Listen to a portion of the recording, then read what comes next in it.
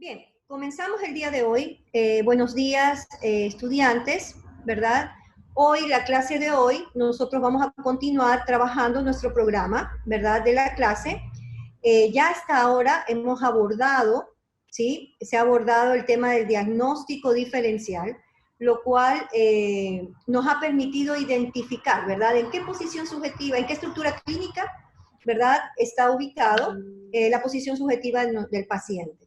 Sí, también hemos trabajado hasta el día de hoy, ¿verdad?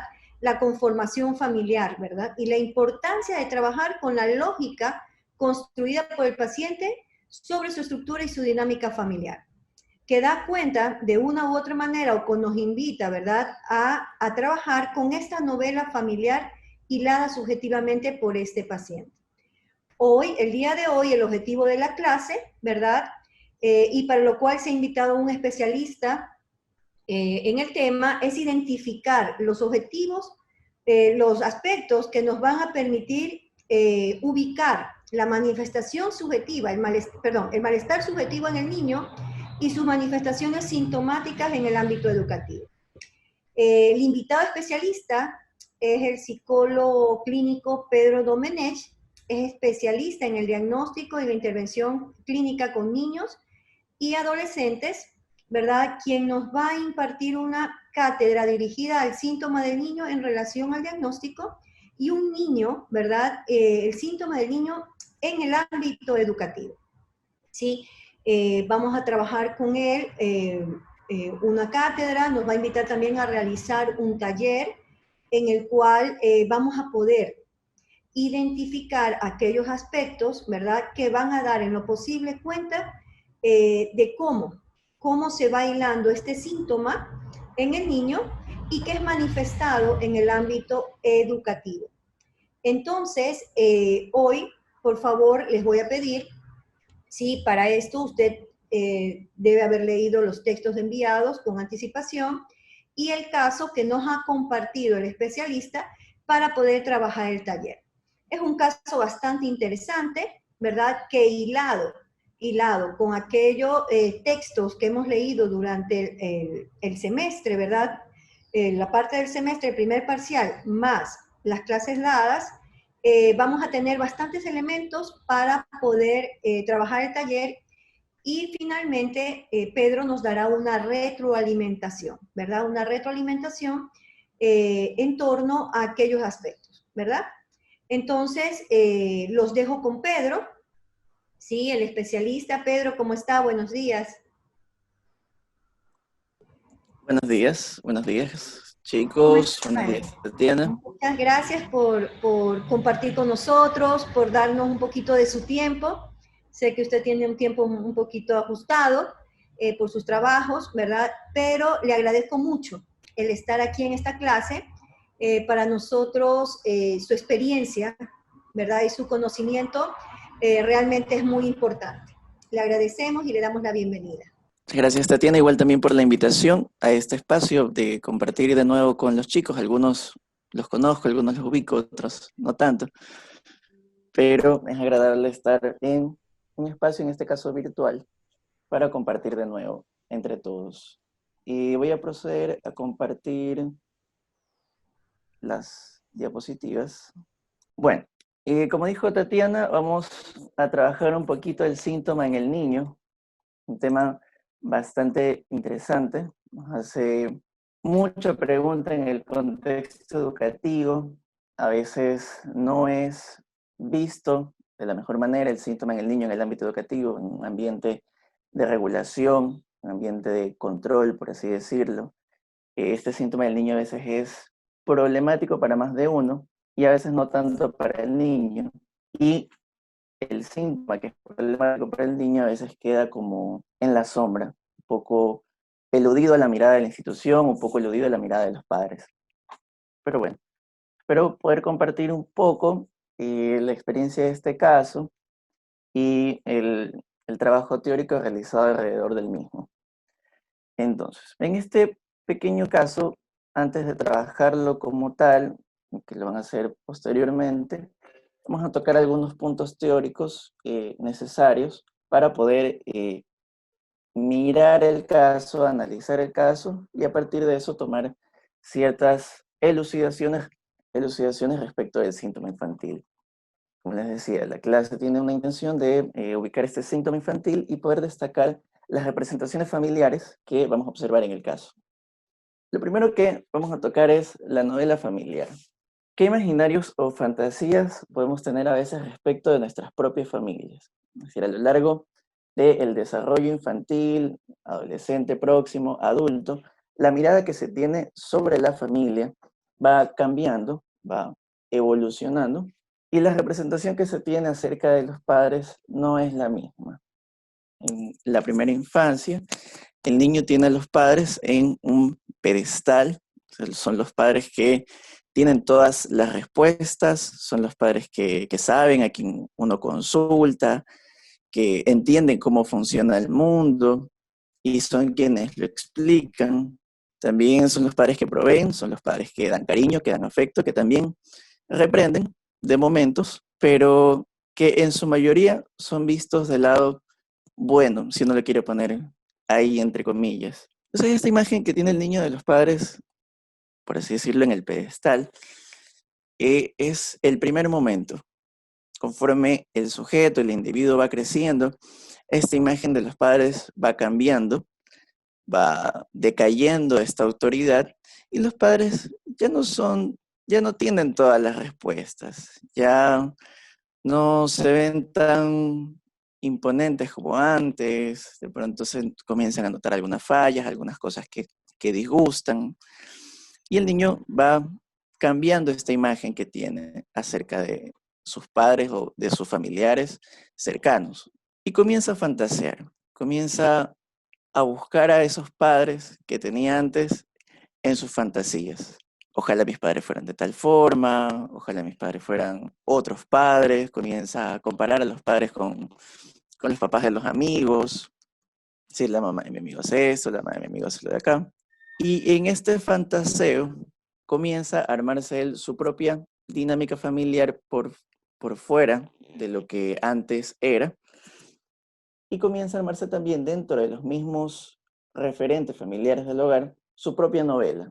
Si mi padre es así, mi madre es así, mis hermanos son de esta forma, la dinámica familiar funciona de X manera, y dependiendo del caso, ciertas de estas representaciones quedan fijadas en el niño, que tendrán su repercusión en la adolescencia, que tendrán su repercusión en la adultez y en los vínculos que se formen en estos momentos. Yo suelo decirle a los padres de los niños con los que trabajo, sea en la institución o sea aparte, es que el niño es nuevo en el mundo, porque a veces el padre asume que el niño ya debería saber ciertas cosas, partes, ¿verdad? Poco a poco va conociendo al mundo, pero a veces asumen que ya tiene el conocimiento como muy claro acerca de lo que hay que hacer en el mundo, muy claro de cómo funcionan las cosas, y no es así.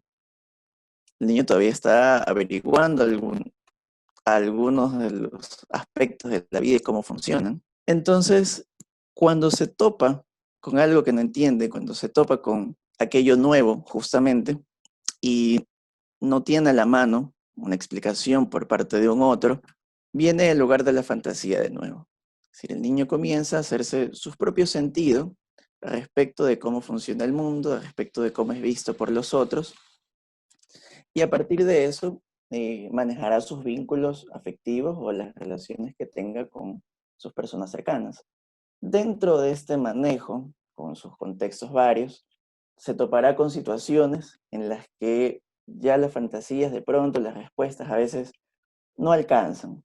Encontramos en estas situaciones a veces sin sentido para el niño, que no encuentran como una respuesta, una solución por otra vía, por la vía del síntoma. Entonces, cuando hablamos del síntoma, Freud lo va a plantear en su momento. Esta cita es de Inhibición, Síntoma y Angustia. Freud va a mencionar que el síntoma es un indicio y sustituto de una satisfacción pulsional interceptada, el resultado de un proceso represivo. Es decir, va a plantear el síntoma en primer momento como de manera general, como una señal, por así decirlo, de que hay algo, hay una representación que está siendo reprimida en el inconsciente y que esta representación que pulsa por salir, que pulsa por estar en lo consciente, y a su vez la represión que intenta mantener la raya, en ese ejercicio, en ese juego, aparece el síntoma como una solución entre ambas partes. Es decir, esta representación inconsciente aparece a través del síntoma en el plano de lo manifiesto, pero disfrazada, ya no directamente, ya no de manera explícita, sino un poco velada por este síntoma, el cual ya se encuentra manifiesto. Y esto, bueno, lo podemos ver en la vida adulta, cada uno tiene sus síntomas por los cuales consulta, y a través de este síntoma, Freud lo va a plantear como un síntoma a descifrar, es decir, a ver qué es lo que encubre este síntoma. Podemos considerarlo ya con un poco más de trabajo en las lecturas, que el síntoma aparece como una respuesta que el sujeto produce ante un encuentro con lo real, en un intento de arreglárselas con aquello que no anda, es decir, aquello con lo que el sujeto no logra lidiar de manera directa, por así decirlo, aparece el síntoma como una posible solución ante esto que no anda. Y me parece a mí muy interesante, por ejemplo, cuando estaba en la universidad y me explicaban esto, que alguien preguntaba respecto de la efectividad de esta respuesta. Tipo, bueno, y no se le pudo ocurrir algo mejor de pronto al sujeto para hacer ante esta situación. Y la idea era que efectivamente podríamos pensar que el síntoma es la mejor respuesta que encontró ese sujeto en ese momento para esa situación específica que no anda. Así como es una respuesta, como es la mejor respuesta para ese momento, en ese tiempo, podemos pensar que el síntoma también tiene como su fecha de caducidad. Es decir, que el síntoma no es algo fijo que funciona de largo, sino que es algo que tiene su funcionalidad para su momento, para una situación X que no anda, por así decirlo, tomando la frase que estamos trabajando, pero puede que llegue el punto en donde este síntoma ya no marche, ya no funcione, y en lugar de producir una solución, cause un malestar al sujeto. El síntoma en el niño. En el caso, siguiendo así como con esta eh, comparación un poco paralela entre adulto y niño, conocemos por los de pronto casos que hemos estudiado que un adulto en consulta se sienta, habla y suele hablar como mucho de sus síntomas o de lo que le parece que es su síntoma, porque es aquello que le causa malestar. El niño, en cambio, no suele hablar mucho de sus síntomas. No digamos que podemos esperar que un niño llegue a una consulta, a una sesión, sea de una práctica, o sea de un trabajo en institución, o sea de una consulta privada, que el niño se siente frente a uno, o en el caso que se tenga, se esté en el diván y diga, bueno, me pasa esto, me pasa lo otro, la verdad es que estoy harto de lo de acá, como la lleva usualmente un adulto. El niño a veces poco habla de esto, precisamente porque dependiendo de la edad y dependiendo de los recursos simbólicos que tenga, no, todavía no maneja muchas palabras, muchos referentes para hablar de lo que le pasa. Muchas veces esto que le pasa es totalmente desconocido para él mismo y lo pone en juego. Usa esta frase un poco eh, con su doble sentido, como lo pone en acto y a la vez, y en el trabajo de los niños también lo pone en juego, porque ya habrán visto de pronto en algunas materias que en el trabajo con niños se suele utilizar bastante el recurso lúdico para trabajar con ellos. No es tanto una conversación, sino más bien el juego, el dibujo, las imágenes, los recursos que se pueden utilizar para que el niño ponga de manifiesto aquello que lo está problematizando y podamos encontrar las diferentes formas en que el niño ubica su respuesta ante ese encuentro con lo real. Lo real, refiriéndome a lo insoportable, ¿no? Aquello que para un sujeto no es, no es fácil de procesar, fácil de soportar, que excede un poco sus recursos simbólicos. Dentro de las referencias que tomamos para la clase, tenemos una referencia de 2 notas sobre el niño de Lacan. Y en este Lacan va a plantear que una de las opciones, por ponerlo así, del síntoma del niño, va a ser responder a lo sintomático de la estructura familiar. Es decir, que el niño se convierte, por así decirlo, en un representante de esa verdad familiar que está como oculta, que está como en secreto, y de la cual el niño participa y viene a ser representante de la misma. Una verdad que será descifrada por la persona que esté atendiendo si es que hay un otro que escuche. Esta verdad es, como menciono acá, esta verdad no es completa, es decir, tiene una estructura de ficción. Y aquí regreso un poco a lo que mencionaba anteriormente, a la cuestión de la fantasía. Es decir, es la verdad del sujeto, es lo que para ese niño es la verdad en ese momento, que es cómo está procesando, cómo está entendiendo lo que está ocurriendo a su alrededor. Y aquí es interesante pensar que hay quien problematiza el síntoma. Un poco lo que traía al inicio, tanto en la cuestión educativa como en la cuestión de consulta, no suele ser el niño el que, el que pide la consulta, por así decirlo, sino que hay un otro al cual este síntoma lo problematiza, le preocupa, lo angustia y lleva al niño a una consulta o en el caso de las instituciones educativas, lleva al niño al DS y hace la pregunta. No, bueno, al niño le pasa esto, ¿qué puede ser? ¿Qué se, ¿Cómo se le puede ayudar? ¿Qué está pasando? Y la pregunta suele venir más bien por el lado del adulto que por el lado del niño. El niño a veces está muy tranquilo con sus síntomas, realmente a él no le hace mucho problema, sino es más bien al otro el que lo incomoda. Entonces, creo yo que es importante a la hora de trabajar con los niños, preguntarnos eh, ¿a quién le hace problema este síntoma? ¿Quién se pregunta por el mismo? Y que ahí también encontramos a veces el, el entramado de representaciones o de significantes que se están poniendo en juego en este síntoma del niño. Creo que por ahí vi algunas preguntas en el chat. Dice, ¿pueden los imaginarios de la pareja parental respecto a la estructura familiar ser los detonantes del malestar subjetivo? Es decir, en el niño. Justamente, como estamos hablando de la novela familiar, el niño al estar en ese contexto escucha muchos significantes por parte de las personas que son representativas para él. Y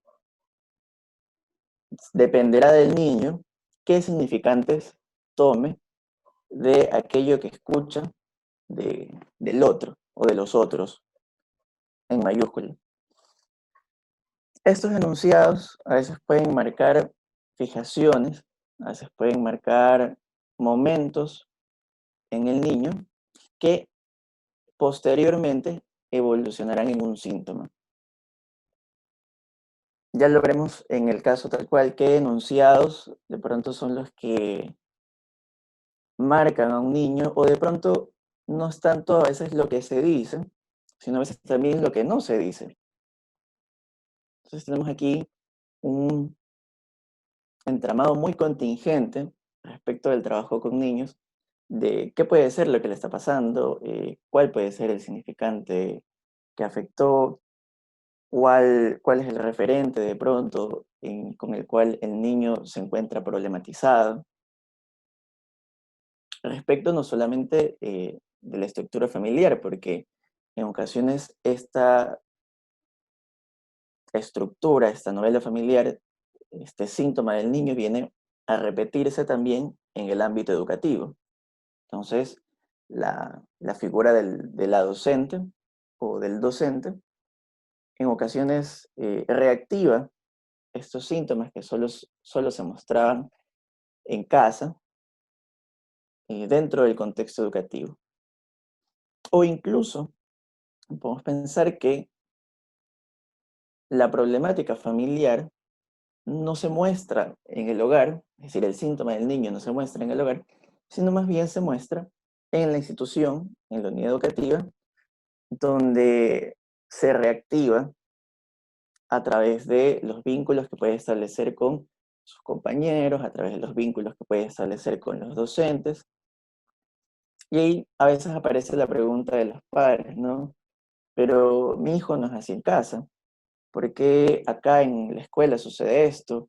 Eh, y pareciera que el niño es uno en la escuela y el niño es otro en la casa. Quizás efectivamente porque los vínculos, tanto en uno como en otro, son diferentes. Entonces, el ambiente de la institución, a veces con más niños, a veces con otras docentes que replican esta figura, sea materna o sea paterna, despiertan este síntoma que el niño puede presentar.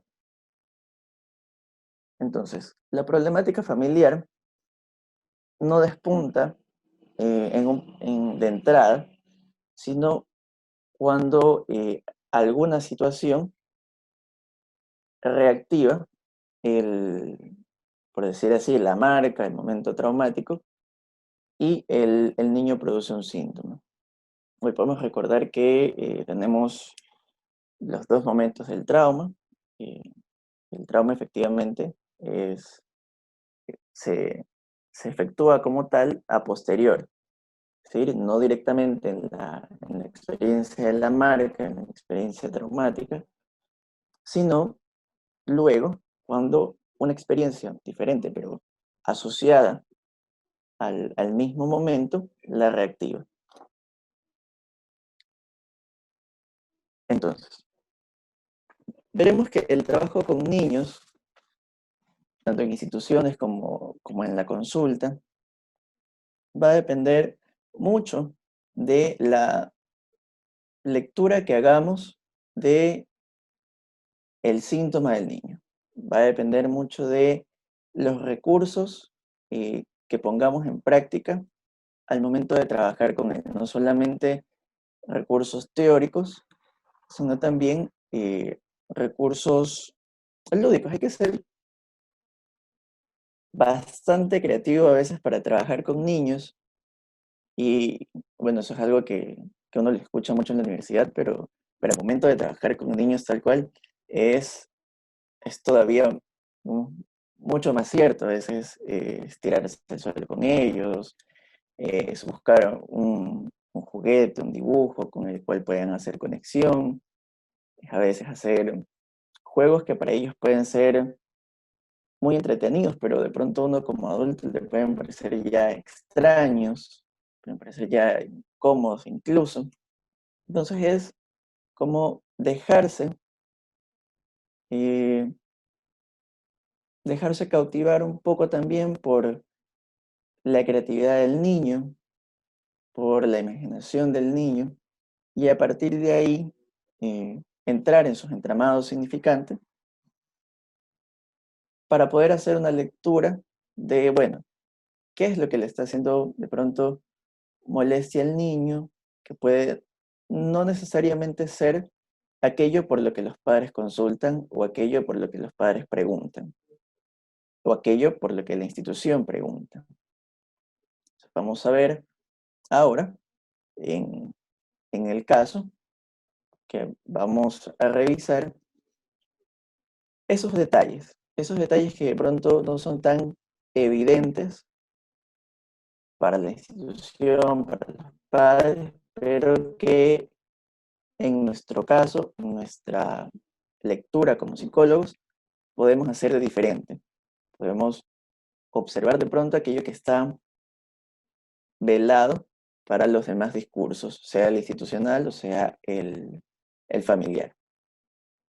Y esta sería como la primera parte de la explicación. Bien, muchísimas gracias, Pedro. Muy interesante. Veo los estudiantes en el chat están con algunas preguntas, unos cuestionamientos que salen de lo que usted nos ha traído, ¿verdad? Vamos a pasar ahora a un taller, ¿sí? Nos vamos a ir a salas, ¿verdad? Diferentes dentro del Zoom, donde vamos a trabajar grupos colaborativos y en base al caso que nos ha traído el especialista, identificar aquellos aspectos que cada uno de nosotros consideramos importantes en el momento de intentar, ¿verdad? Ubicar aquellos aspectos que están causando este malestar subjetivo en el niño, ¿verdad? Y ubicar cómo hila este síntoma en base a su problemática, ¿no? ¿Verdad? En este caso, problemática familiar y también a nivel social.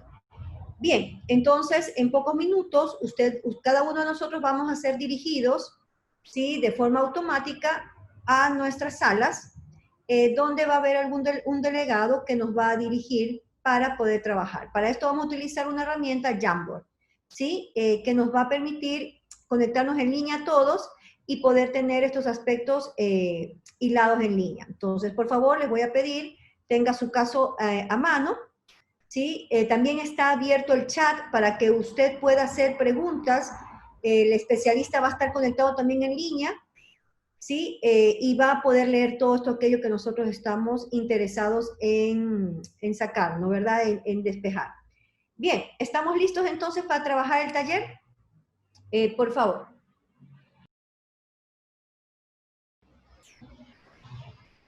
Hola, ¿cómo les va?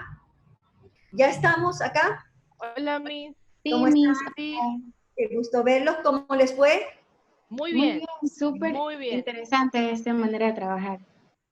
Claro, y es una forma muy dinámica. Nos dividimos en grupos colaborativos, pero todos podemos leerlo de todos. Si usted se da cuenta, al movilizarnos por Jamboard, con este utilitario en línea, todos podemos leer las paginitas y los aspectos y el trabajo de todos, ¿no, verdad? Y esto es interesante porque tenemos más recursos, ¿verdad? Más aspectos para nosotros también preguntarnos sobre aquello que construyó el otro, ¿verdad? Preguntarnos un poquito y poder hacer la discusión. Vamos a esperar que los demás grupos se unan, que ya creo que estamos todos aquí, ¿verdad? Ya sí, porque tenemos una cantidad de tiempo, así que asumo que todos. Sí. Entonces, estamos aquí. Ajá, vamos a esperar que Pedro nos ayude con la retroalimentación. Yo les voy a pedir, recordarles, ¿verdad?, que para que tengamos un entorno virtual adecuado, silencie por favor su micrófono. En el caso en el que usted quiera hacer alguna intervención, alza la reacción del dedito así, ¿verdad?, para poder ser escuchado. También estamos atentos, el especialista está atento, ¿verdad?, a las preguntas que usted está realizando en el chat, que también nosotros a modo individual podríamos dar respuesta a esa pregunta, ¿no, verdad? No solamente el especialista, también si usted quisiera responder a alguna pregunta de algún compañero de ustedes, no hay problema, usted por favor conteste esa pregunta o genere otro cuestionamiento, ¿sí? Estamos próximos entonces ya a trabajar con Pedro en la retroalimentación de aquello. Pedro, al igual que usted, tiene el acceso a leer en el utilitario online todo esto que hemos trabajado en forma grupal, ¿verdad? Que estaba yo leyendo y es bastante interesante, es un caso bastante interesante. Gritando con el cuerpo es, bueno, una forma de procesar por medio del cuerpo aquello que le angustia al niño, ¿no? Un niño de 6 años que se le ha dificultado procesar la separación de los padres, ¿no? En relación a una figura paterna velada, ahí ausente, lo cual podría ser el motivo. Bien, esperamos entonces a Pedro, por favor. Muy interesantes. Estaba en el desarrollo del taller tomando algunos apuntes de preguntas, ideas respecto del caso, que de hecho van a servir mucho para la explicación que se viene ahora. Bien, muchísimas gracias. Lo escuchamos entonces. Por favor, les recuerdo, si ustedes quieren participar, el dedito arriba, Pedro va a estar atento a eso, y también nos va a ayudar el psicólogo a estar atento con el chat, ¿verdad? Y si es posible, dar respuesta, ¿no verdad? A sus interrogantes, en lo posible poderles despejar sus dudas. Gracias. Listo. Estoy compartiendo la hoja del caso. Tatiana, si se ve la hoja del caso que estoy compartiendo. Sí, perfecto. Sí, todo muy bien. Ya. Sí. Perfecto. Ahora sí. Gritando con el cuerpo. Este es un caso, les comento un poco, no de una clínica posterior. De hecho, aproveché la oportunidad para repensar un poco un caso de mis prácticas. Y de hecho, lo curioso es que es un caso de mis prácticas en esta clase. Digamos, como una retrospectiva de esta clase de prácticas. Entonces, como ustedes pudieron ver, G es un niño de 6 años, es derivado porque, y la institución lo nombra así, se golpea a sí mismo. Y ese enunciado queda como puesto sobre la mesa, pero al respecto hay una gran duda. Los docentes, la institución menciona, bueno, se golpea a sí mismo, pero no queda claro cuándo. Por ahí vi en el Jamboard que preguntaban, bueno, ¿qué es lo que detona este golpe a sí mismo? La verdad, ni la institución ni en sesión se logró como capturar el momento, por así decirlo, exacto en el que se detona esta autolesión, pero como ustedes pudieron leer, en ninguna sesión aparece esta autolesión. Sin embargo, la institución lo menciona como algo constante, abrupto, es decir, que el docente está en su clase y de un momento a otro algo activa este comportamiento y se comienza a golpear a sí mismo. Vemos entonces que la institución, preocupada por esta manifestación, consulta. Bueno, quisiéramos que trabaje con este niño porque se golpea a sí mismo y no sabemos por qué y queremos que deje de hacerlo, porque se puede lastimar, eso puede incurrir en problemas para el docente, puede incurrir de pronto en alguna lesión para un compañero. Es decir, el discurso institucional apela aquí a que las cosas funcionen y sigan funcionando de manera regular. Que el niño deje de hacer aquello que está haciendo que perturba la dinámica de la clase y que, digamos, punto aparte, puede provocarle una lesión a él también.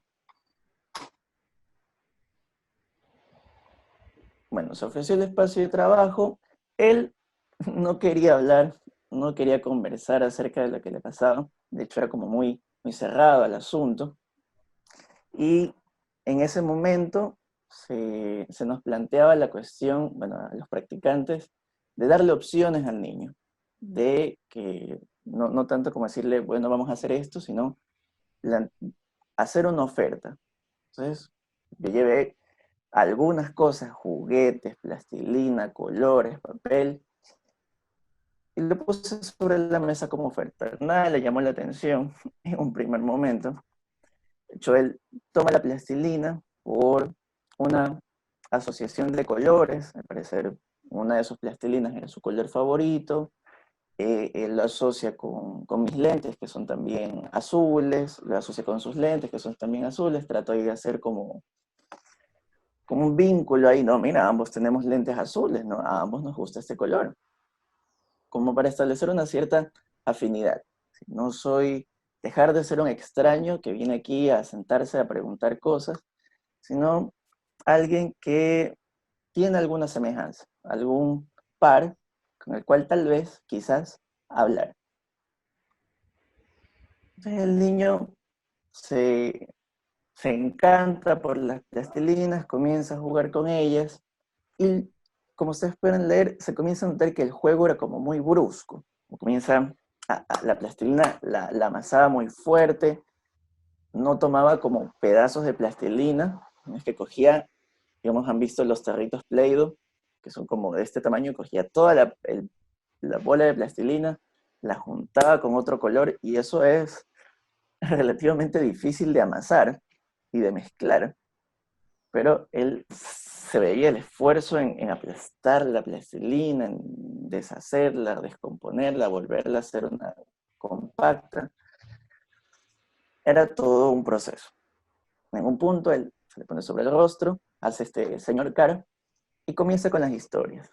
El señor Cara, la esposa del señor Cara fallece porque le fue contagiado de varicela, quedándose con 2 hijos, uno de estos se va y luego regresan para vivir felices.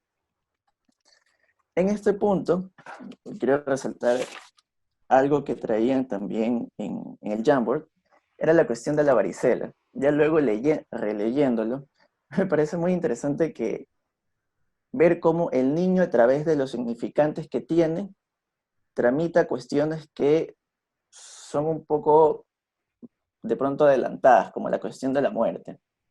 Entonces uno podría pensar en la muerte, ahora adulto, como un accidente o un ataque cardíaco o tantas otras cosas que ahora de adulto conocemos. Pero un niño que de pronto no conoce tantas enfermedades, no conoce tantas posibilidades para la muerte, lo plantea como una varicela. Y es una cara, en la cara es donde más se ve la varicela. Es una varicela que lleva hacia la muerte. Y encontramos una dinámica familiar. Conforme avanzan las sesiones y aparece un test de la familia, vemos que la familia no aparece en el dibujo de entrada.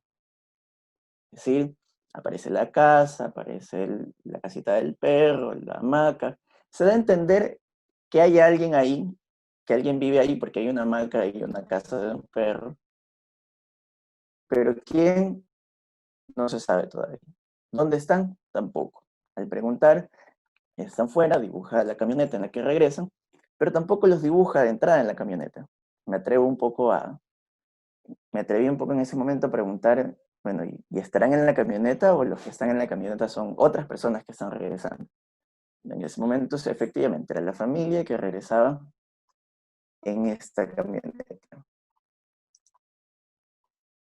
El perro.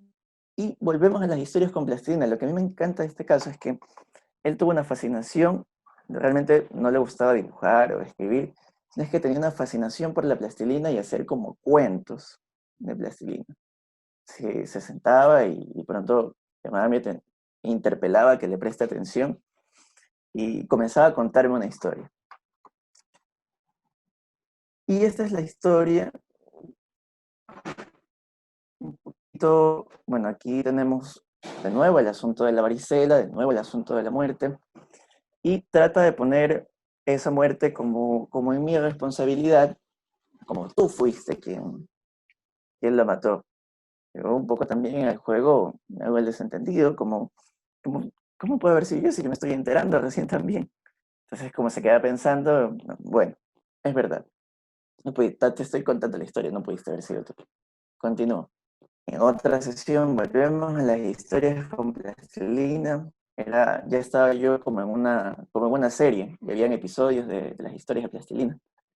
Y esta es la historia como que comienza a compactar un poquito más el entramado de vínculos que se están poniendo en juego. Primero, tenemos que en todas las historias, recordando ahora un apunte del pizarrón virtual, alguien decía, hay un patrón. Efectivamente, podemos ver que hay una repetición de ciertos significantes que aparecen a lo largo de las historias. Y hago un poco el trabajo clínico, ¿no? Escuchar un poco esos significantes, ver qué es lo que se está repitiendo en cada historia. De hecho, en un primer punto, no lo voy a negar, en un primer punto llegué a pensar que efectivamente alguien había muerto. Se habla tanto de la muerte, pero tocar el tema tan directamente tampoco era la mejor opción. Puede que sí, puede que no. Pero había algo respecto a una muerte, y una muerte que es una ausencia, de alguien que ya no está. Entonces tenemos que, se repiten un poco estos significantes, que usualmente la persona que ve las consecuencias es el padre.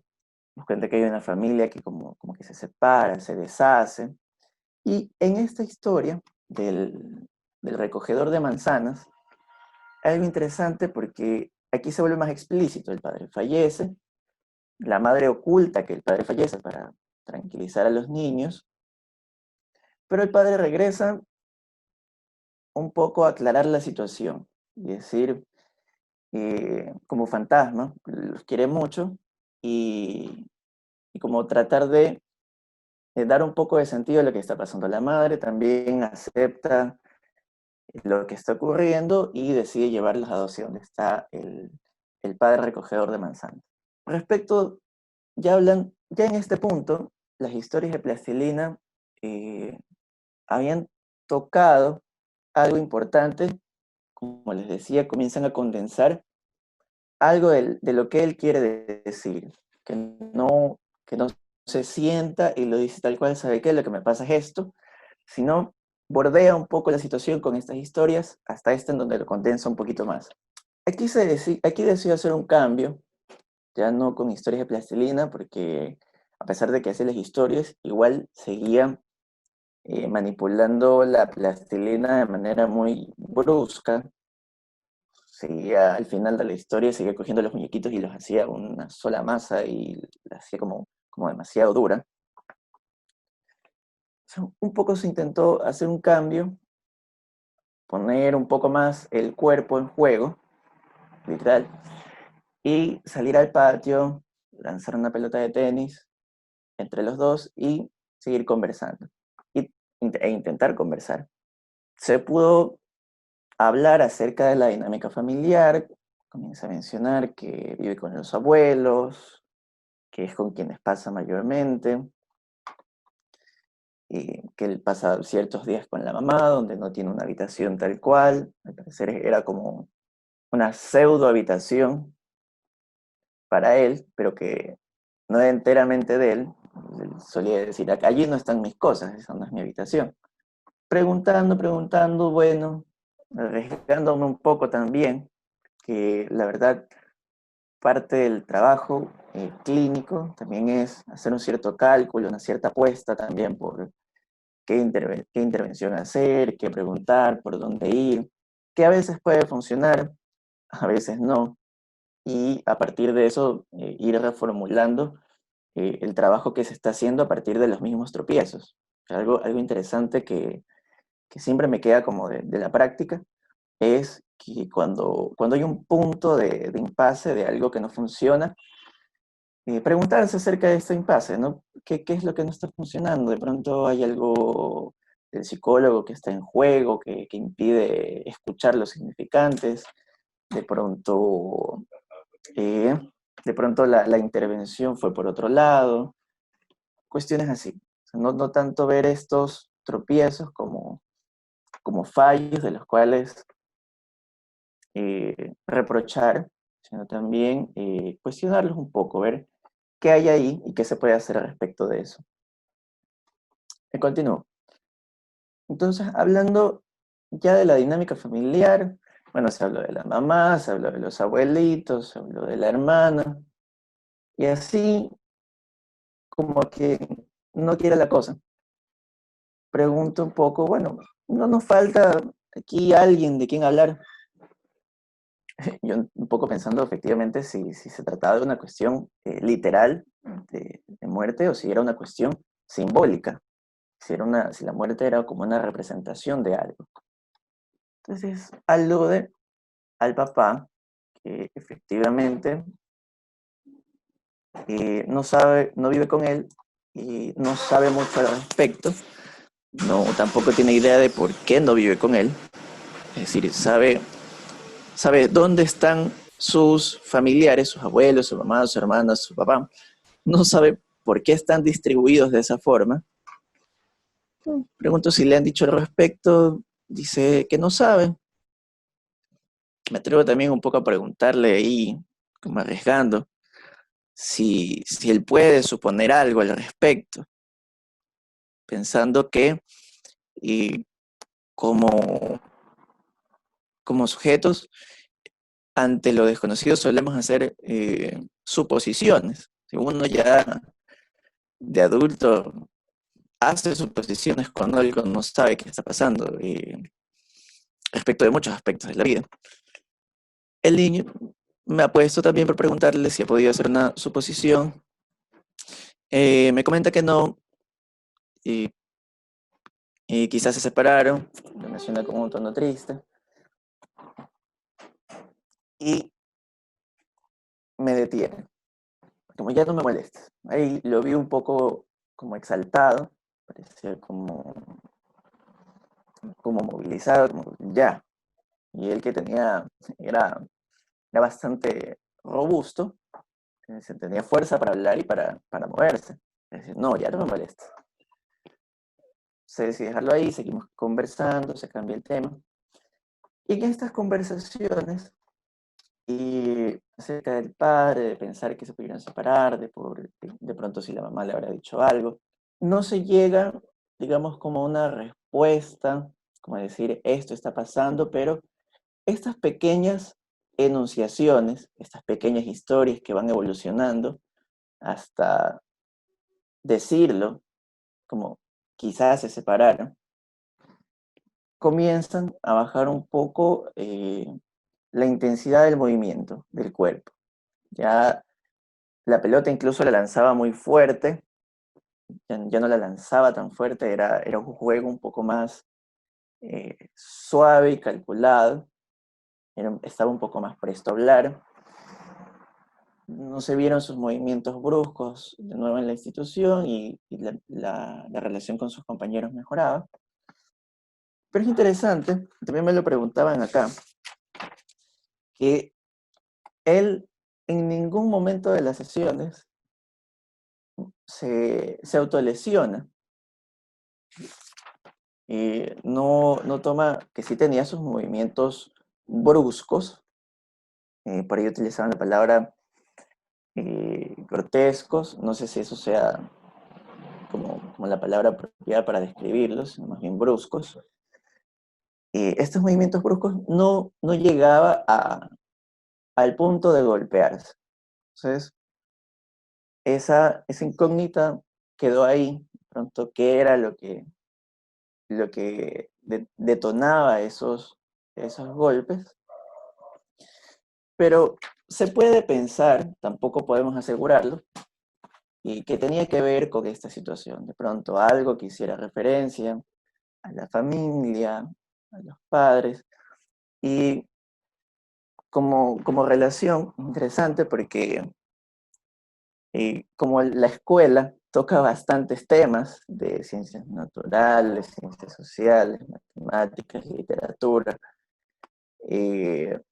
a veces en hablar de temas tan variados pueden tocar estas como fibras sensibles en el niño y despertar como estos comportamientos. De hecho, ahora que estamos en la modalidad virtual y que hago observaciones del trabajo de los niños en las clases, un par de niños en todo el mes de junio estaban muy movilizados, muy angustiados, y no entendían por qué, si en mayo estuvieron bien y luego estuvieron tranquilos en julio. Bueno, lo que sucede es que todas las actividades del mes de junio fueron relacionadas al Día del Padre, y había una dinámica un poco complicada respecto a la función paterna. Y claro, digamos, si cada ciertas clases comenzamos a hablar del tema, va a movilizar algo en el niño.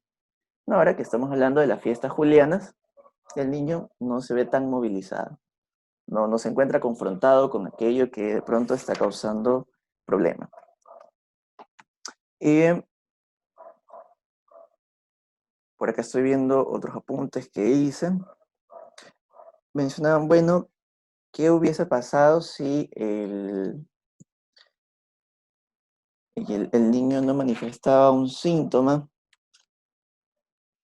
En este punto te puedo preguntar también, como, bueno, de pronto, ¿qué hubiese pasado si el síntoma manifiesto no hubiese sido tan evidente? Es decir, como una ausencia de manifestación, sino como que el síntoma no hubiese sido tan evidente, tan problemático para, para un otro. Que también podemos pensar en el caso de un niño que no manifiesta un síntoma, pero ya estaríamos hablando de otras estructuras psíquicas, ya podríamos estar hablando de pronto de otras condiciones subjetivas donde la manifestación no es evidente.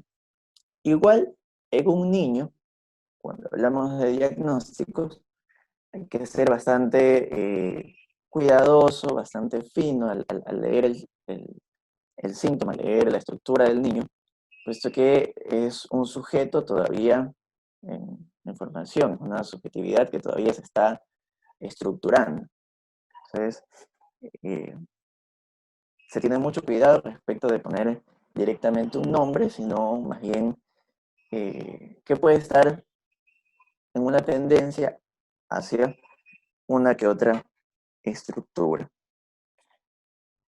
A ver, el niño acepta la sugerencia del otro en las sesiones, un poco, sí, el niño acepta la sugerencia del juego, acepta la sugerencia de la plastilina, pero ahí está el detalle, ¿no? Son sugerencias. Si uno en el trabajo con niños es muy difícil imponerles algo porque uno cierra el trabajo con el niño, como lo puede abrumar. Entonces, esta serie de sugerencias, serie de recursos, a veces, y voy a valer como esta frase cotidiana, como quien no quiere la cosa, muy sutiles, como ofertas muy de lado, no tan directas, pueden llamar la atención del niño y propiciar el trabajo. Y bueno, vemos que en el trabajo con niños, en el diagnóstico o en consulta, con un psicodiagnóstico, la cuestión del juego es muy importante. La cuestión de el juego, y por ahí lo vi también en algunos apuntes que me pareció bastante bueno, como máquina reguladora de goce. Es decir, pensar al juego en paralelo o el equivalente a lo que para un adulto podría ser la palabra, que pronto, como les decía, ¿no? El adulto llega y a través de la palabra va regulándose, va hablando, va comentándose, hacer intervenciones. En el caso del niño, puede ir más por el lado del juego, que es donde va a ir trayendo estos significantes que han marcado este síntoma y que marcan la problemática. Bueno, las intervenciones efectivamente son a partir de estos significantes y de la respuesta que el niño puede dar a la situación en cuestión. Cabe resaltar que por ser una cuestión de una práctica, no se habló con los padres, no solamente con el niño. Entonces las intervenciones iban más del lado de ver qué puede simbolizar el niño de esta situación. De pronto, prestarle unos cuantos significantes para que él pueda armarse una propia respuesta. Por ahí mencionaban también en los apuntes que si los padres son como los detonantes o los responsables directos de los síntomas de los niños, y a veces se tiene como esta idea también de que efectivamente, ¿no? Los padres son responsables al 100% del síntoma del niño, dejando al niño del lado de la víctima, por así decirlo, entre comillas, de el goce de los padres, de las representaciones de los padres, de los dichos de los padres. Pero igual hay que recordar que en el sujeto, así sea de forma inconsciente, hay una decisión en tomar ciertos enunciados, en rechazar otros, está la contingencia también del significante que puede marcar. Los padres dicen muchas cosas todo el tiempo, a veces sin darse cuenta que los niños están cerca. Entonces, no va a tomar el niño todo lo que digan los padres, van a hacer ciertas cosas, ciertos significantes que van como a marcar al niño de diferentes maneras y va a ser un poco contingente. Tampoco podemos asegurar que va a ser ese significante el que va a marcar. E incluso puede ser no necesariamente de los padres, sino también de algún referente fuerte, cercano, que esté cerca. Lo que también me lleva a mencionar, como había también en los apuntes de las pizarras, las funciones de paterna y materna, ¿no? Las funciones paterna y materna son funciones como tal, no necesariamente un padre y una madre, sino alguien que cumple la función de padre y alguien que cumple la función de madre. En algunos comentaban que se podía pensar en los abuelitos que cumplían esta función de padre o de madre. Como detalle, quisiera mencionar que el niño tenía como una cierta insistencia a, no sé cómo decirlo, a llevarse cosas. Él quería llevarse la plastilina a su casa, y llevarse la pelota a su casa, y a veces la hoja. Un poco lo intenté hacer como un vínculo a través de eso. Estaba como, puedes llevarte la plastilina si quieres, pero la traes la próxima sesión, ¿no? Para ver si, para ir probando si se había establecido un vínculo, si el niño había escuchado de pronto lo que le decía. Lo traía, y traía la plastilina a la siguiente sesión, se llevaba, traía, llevaba, traía. Y lo mismo sucedía con la pelota, solo que en este caso la pelota no se la podía llevar, no era mía. Al final, se deja como, se intenta dejar como en claro, o concluir o puntualizar más que nada. Es decir, se intenta puntualizar con el niño, porque eran un número de sesiones limitadas, que existe la posibilidad de hablar. Así como lo hemos hecho en sesiones, a través de la pelota, a través de las historias, existe la posibilidad de hablar. Entonces, eso es lo que les puedo comentar acerca del caso. No sé si tengan algunas preguntas, por aquí veo algunas preguntas en el chat también. Bien, gracias. Sí, es interesante realmente, Pedro, lo que usted nos trae, ¿verdad? Por medio del caso, ¿verdad? Es interesante ver cómo por medio del método clínico, ¿verdad? Un recurso que nos da el enfoque psicoanalítico, podemos hacer una mirada y una escucha clínica profunda, ¿verdad?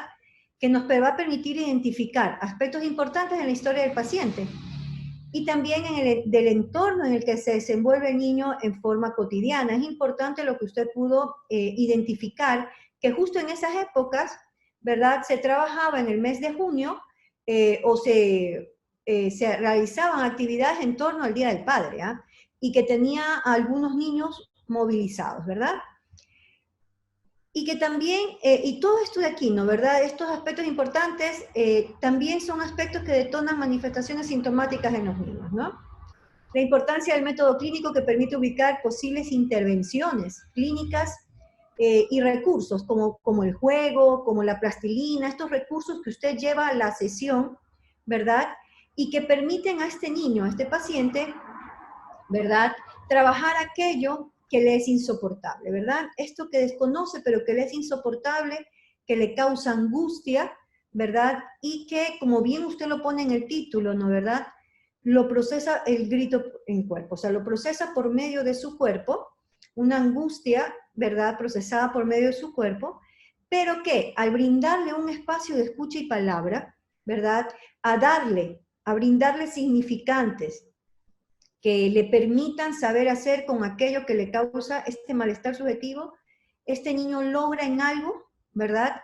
Logra en algo poder desdocturar, poder ir deshilando, poder ir trabajando esto que le causa malestar y de una u otra manera alivianando estos síntomas, ¿verdad?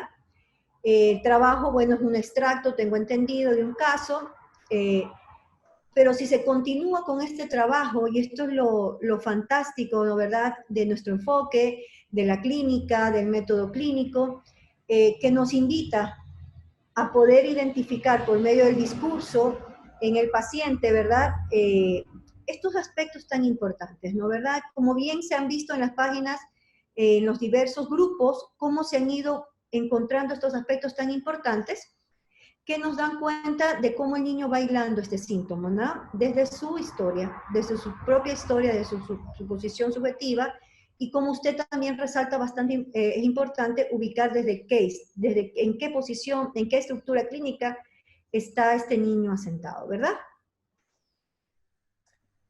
¿Sí?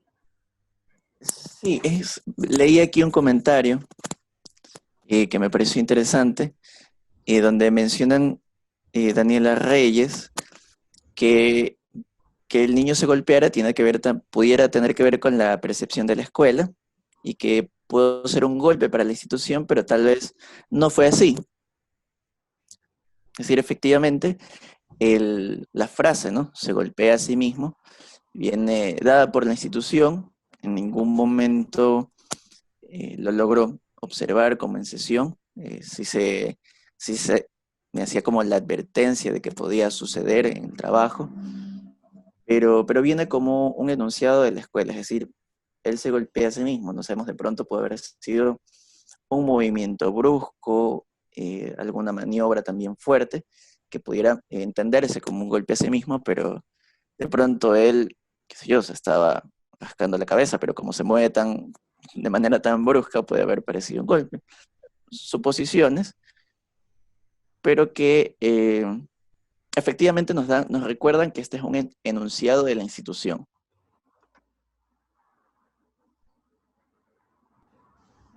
Sí, y tomando en cuenta también en los discursos, tanto de lo que estaba en el caso, es de que el niño sí presenta estos movimientos bruscos y se puede ver en la plastilina.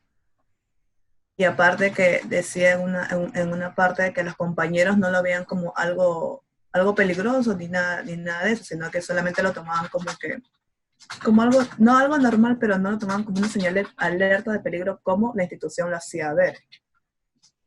Claro, incluso es bastante común escuchar en instituciones que un niño es agresivo, X niño es agresivo, X niño es violento, pero cuando uno lo observa, resulta que tiene movimientos bruscos, que lo que puede estar pasando, que también era otro caso que tenía, no tenía como mucha conciencia, por así decirlo, del espacio a su alrededor.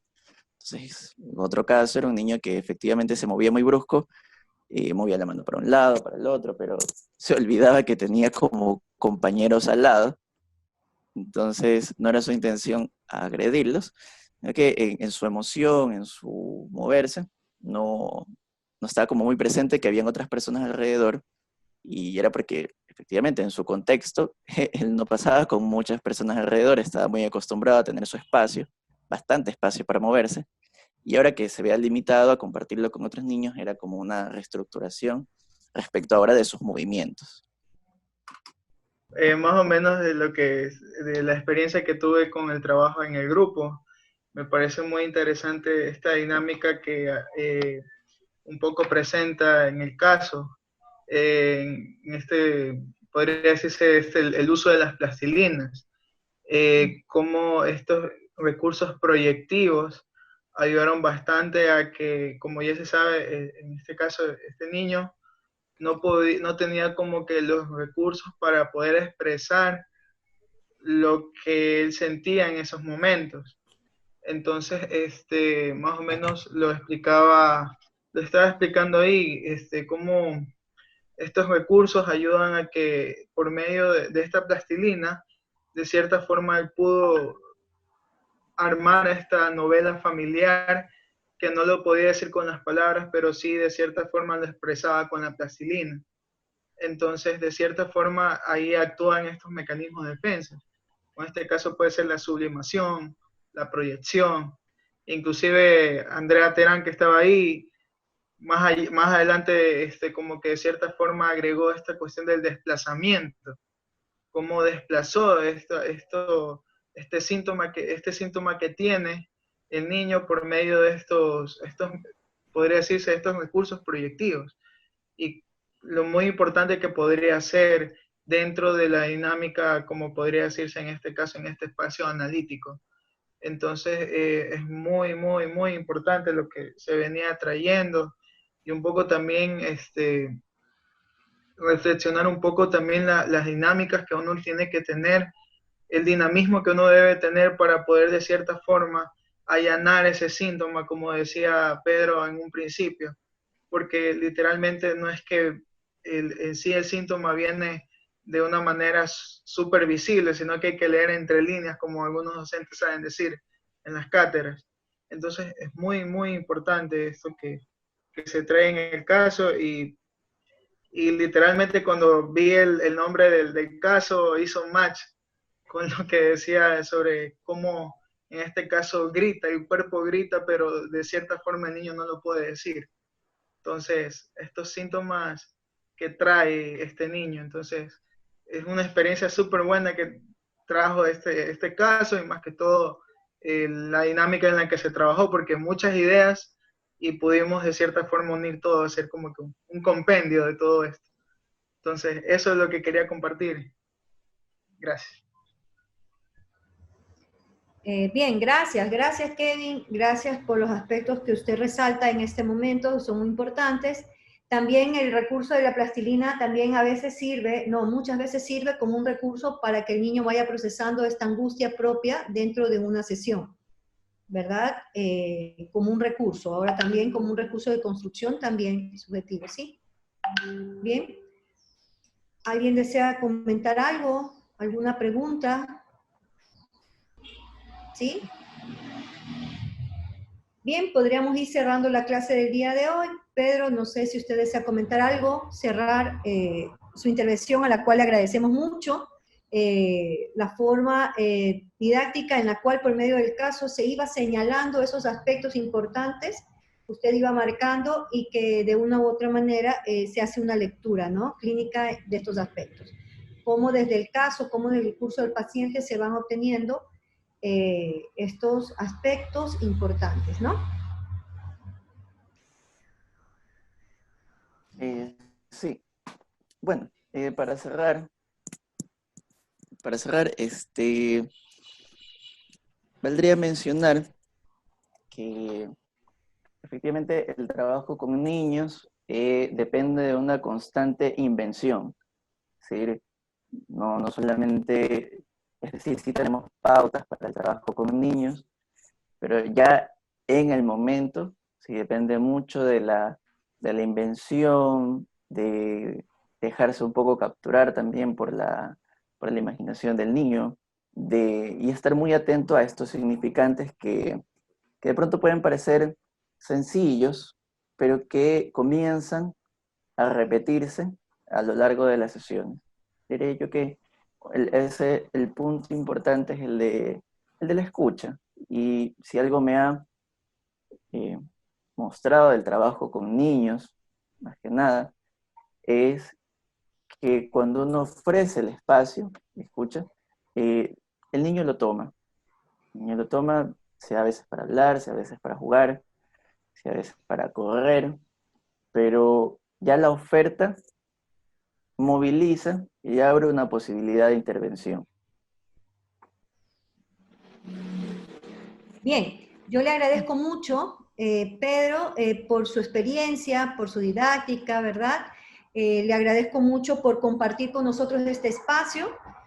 Ha sido muy importante poder escuchar desde su perspectiva, de usted que está dentro del ámbito educativo a diario, ¿verdad? Escuchar desde su experiencia, ¿no, verdad? El haber compartido con nosotros cómo trabaja usted, ¿verdad?, de forma clínica los casos, y que a nosotros nos dan, y más que nada a los estudiantes les dan una idea, ¿no, verdad?, de cómo ir trabajando con los niños ¿verdad? El síntoma del niño, cómo poder ir trabajando estos casos en niños y que le permitan poder brindarles un espacio, ¿no? ¿Verdad? Como usted bien dice, un espacio de escucha y palabra para poder procesar aquello que le causa malestar, ¿no? Y nosotros como psicólogos clínicos, el poder, y eso es lo maravilloso de nuestra carrera, ¿no? Poder brindar, ¿verdad? Significantes, como usted dice, ¿no? Al niño, poderle brindar recursos y sobre todo un espacio de escucha, ¿no? Bien, terminamos la clase por el día de hoy. Les agradezco la asistencia a usted, Pedro, como especialista invitado, a todos aquellos que han estado dentro del aula virtual. Es un espacio generado por la carrera de Psicología Clínica, ¿verdad? Justamente para poder tratar estos temas que nos conciernen como psicólogos clínicos, ¿no? Bien, yo les agradezco mucho. Un abrazo, terminamos la clase de hoy. Por favor, tenemos una encuesta que llenar, nos la están pasando por el chat del link. Les pido de favor, descarguen la encuesta, la llenen y la envíen, ¿sí? Un abrazo a todos, que tengan un lindo fin de semana. Gracias por la asistencia. Gracias, Pedro. Hasta luego todos. Pasen muy bien. Gracias, hasta luego. Gracias. Gracias. Gracias.